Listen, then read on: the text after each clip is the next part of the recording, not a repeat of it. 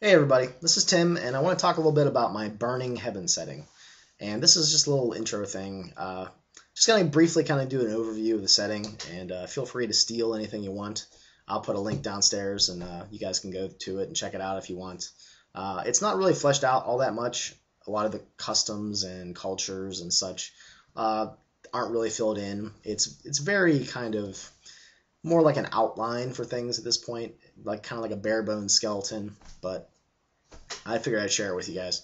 It doesn't really have any humans in the setting, has a lot of bizarre races, and this setting was kind of my most successful version of trying to get people to help me. I started a game, a play-by-post game, and on a website that I've linked to before, and I started playing this game, and I threw it out to the players. I said, hey, how about you guys make a race, make a culture, and just a little bit of stuff about your area. And that's really all I want from them. That's all I wanted. Maybe a name of their area or kingdom or whatever, but most of them were just by race. And we wanted to do a very early world. It's kind of a trope in fantasy RPGs where the world's very ancient. There's lots of dead cultures. Maybe there was like one race that everyone sprung from.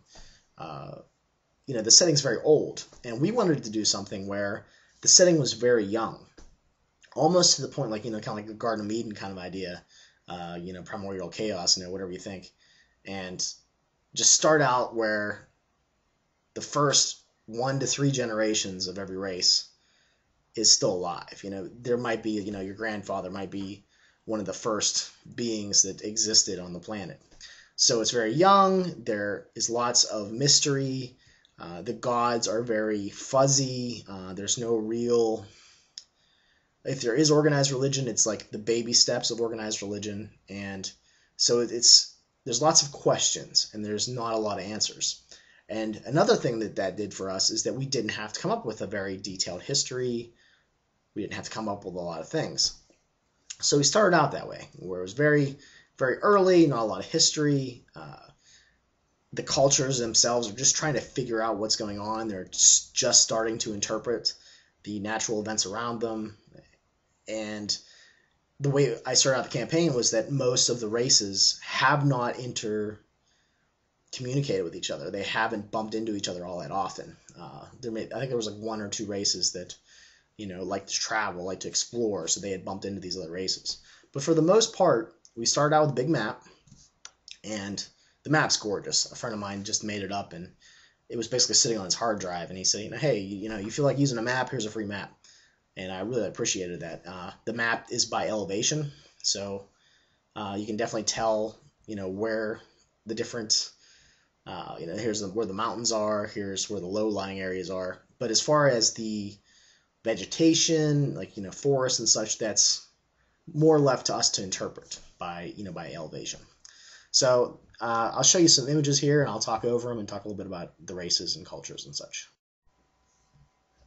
All right, so the main setting theme or idea, or setting hook, if you will, is that the upper layers of the atmosphere are burning.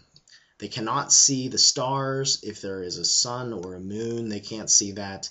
And it's actually the burning sky that illuminates the world. And we said that during the quote-unquote daytime, the sun, or not the sun, the sky is burning brighter. And at night, it took on more of a smoky, dark looking, a look to it, a coloration to it. And that was the way they determined the night from the day.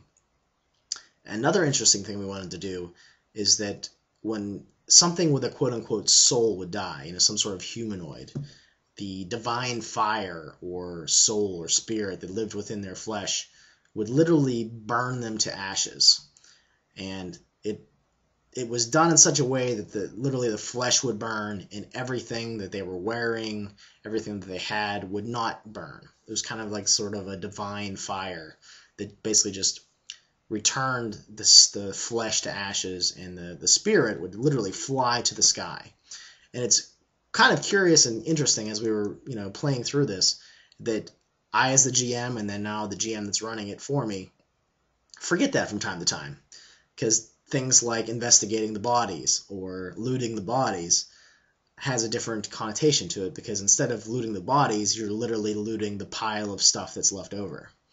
And it just kind of reinforces the fact that no one's really sure what's going on with that, and that it's something that happens that it doesn't really happen in most campaigns. So it's kind of something that was interesting. So spontaneous combustion, when you die, your spirit goes back to the heavens. That was one thing we wanted to do.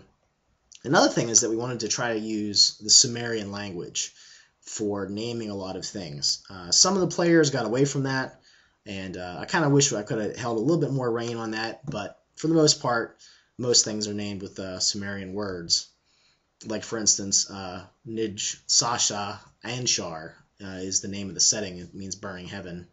And there's 3 other planes of existence. So that, burning heaven, the material world, is one. And then there's Shar Jisu, which is the plane of shadow. And it's a world of darkness, smoke, and the souls of some of the dead. There is Shar Lamhu, the plane of the netherworld. This is the world of the Gulanamia. And these are either old deities, or they kind of fill the role of demons in the setting. And they are like very powerful, like demons on crack kind of thing. And they really wanted to destroy and annihilate all of creation, including the gods and everything in it. And I really took this idea from Nobilis with the Excrucians, and I really wanted to bring them into the setting. So the Galanami are the enemies of the gods, as well as all mortals and anything that's in creation. So they're pretty much badasses that want to destroy everything. And they're from the plane of Shar Lamhu.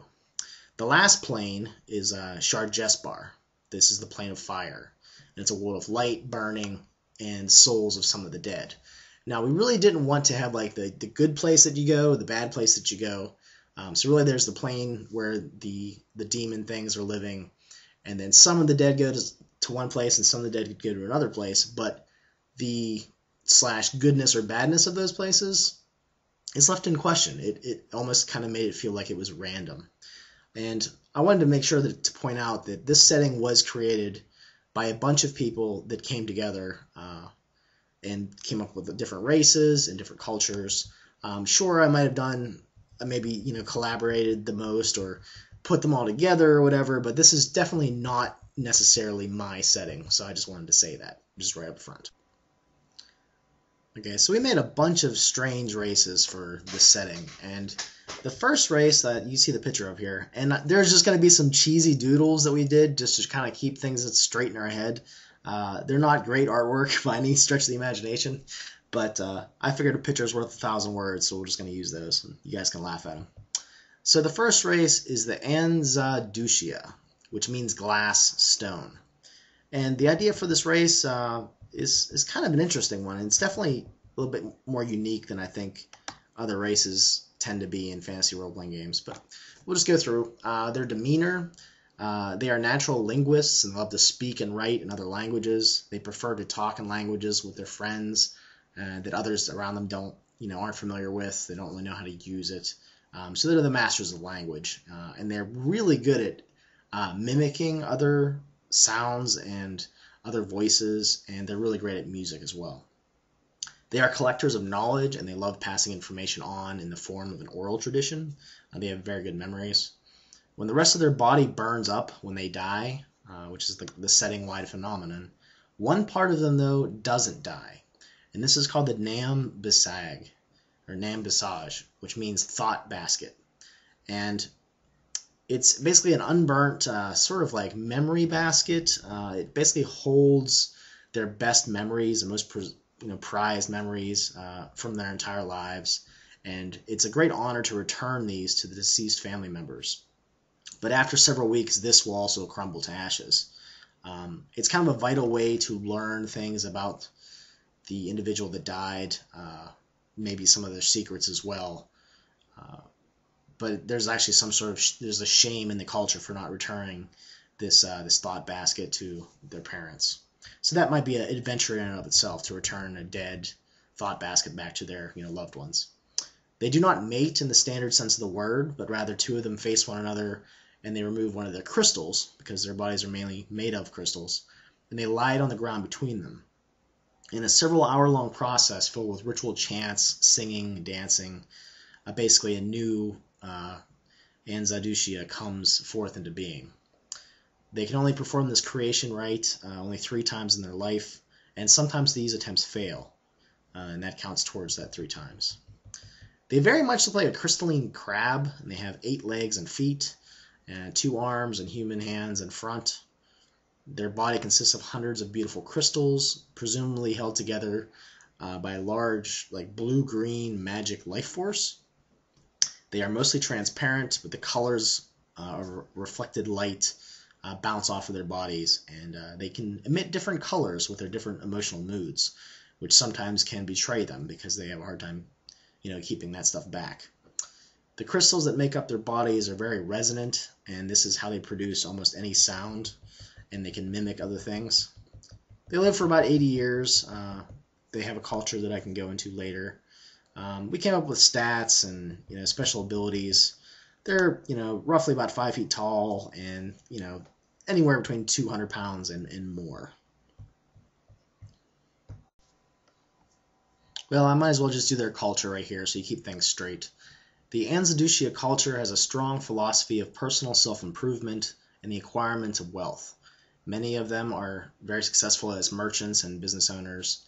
They are a devout culture in their own way and strive hard to achieve great things. They're very motivated. The church of Nijmahabira, that's their god, demands donations from worshippers that is a percentage of all sales. Those that fail to donate this money are exiled from the community. They like to live in cities and small towns where they can share their knowledge and improve themselves. For their clothing and decoration, many of them do not wear much clothing, but those that wish to not stand out as much in other rival races and cultures do cover themselves up in garments that are specifically made for them. But since they have a strange form, that usually costs a little bit more than your standard clothes or cloak or whatever you want to put on them. They believe that by gaining personal success, they increase the productivity of their entire society. Through competition and hard work, they believe that they can climb to great achievements that are worthy of praise. They're mostly nomadic and the mercantile race. They worship Nijmahabira by being honest merchants, though they may be ruthless about it. For those that don't want to follow the strict strictures of their sort of, not like I said, it's kind of like a loose religion. They will often seem to follow migration paths, much like many animals, mainly because different goods will be in season in different places all over a given continent at different times. And they also make sure to make stops at every small town on the way from one major city to another. So this is one of the races that I was talking about that is probably bumped into other cultures, and they are normally the translators of an adventuring party. Okay, the next race is the H.A.R.P, which basically means King Flying Lizards. They are highly intellectual and aggressive. They believe they have been chosen by Firazan, which is their god or their deity. They pretty much call him the god of the burning sky. And they rule the air by magic and the gift of flight. They look down upon any creature that is unable to fly and or use magic. Their god is known as the god Munahashma by the other races. So they basically have their own spin, their own name for the deity of the burning sky. They pretty much look like man-sized pterodactyls. Their height is roughly 2 to 2.5 meters, the wingspan of 5 to 6 meters. They have wings that resemble bat wings, which essentially means that instead of having wings that span from the arm and the elongated pinky finger, pretty much their hand has evolved into wings similar to bats. The benefit is more maneuverability and higher resistance to damage to the skin. So they basically just have wings on their hands and they fly around and look like pterodactyls. They walk upright and can do so in a dignified manner. However, they get tired out pretty easily, and they're kind of awkward, and their wings are pretty much folded to their sides. Now, you're probably realizing that they can't use hands as in other fantasy races, and this is kind of like a drawback for them. But again, they have the gift of flight, so we kind of figured that it sort of balanced out. It's hard for them to run because of their big folded wings when they have them at their sides. So they tend to use magic and flight, and they tend to get out of things, and they're kind of skittish at times. They have talons on their legs, and they can pretty much see at night. So that's one of their benefits as well. Okay, I'm going to go through the Ard-Terridar's culture a little bit. They basically believe that anything that dwells underground or underwater is evil, or at least they suspect them to be. So these were kind of be hard, races, I think, to fit into other, into an adventuring party. But they can be done as long as everyone realizes that they're going to have some problems. They don't really like surface animals. They're pretty much, viewed to be like prey, and they're beneath them. So again, kind of hard to put into an adventuring party. They spend most of their time flying, but when they need to rest, they choose to rest as close to the sky as possible, or the highest things possible. They nest in the mountains or on tops of very tall trees, and they are fairly religious compared to other races. They'll wear bone jewelry from things that they hunt. They live in large social groups that perhaps inhabit a complete mountain range. And it's wherever they live is fanatically patrolled day and night. They're kind of fearful of other people coming in there, and they use their magic to do this as well to defend themselves. They believe they've been, sort of called forth to protect the burning skies, and especially against the Galanamia, the evil demons of the setting. And they use various magic. They can, be clerical or arcane in nature. They tend to use their claws and their teeth as far as weapons go, but they much prefer to use magic in an offensive manner. They are unable to write, but they do have strong memory in a oral tradition in their own language, which is more of like a screeching, high-pitched wailing noise than anything else. So that language itself is kind of annoying for the other races. They have a strict moral code that is kind of aggressive to non-flying races. Again, these might be interesting to put into a group, but they have their difficulties. So they have a religion that pretty much puts down everybody else. They think they're kind of chosen. But they are willing to work with other races, especially if there's a goal that has been passed down to them by their sort of leaders, the religious icons in their culture. So that would probably be the best way to include these guys in an adventuring party.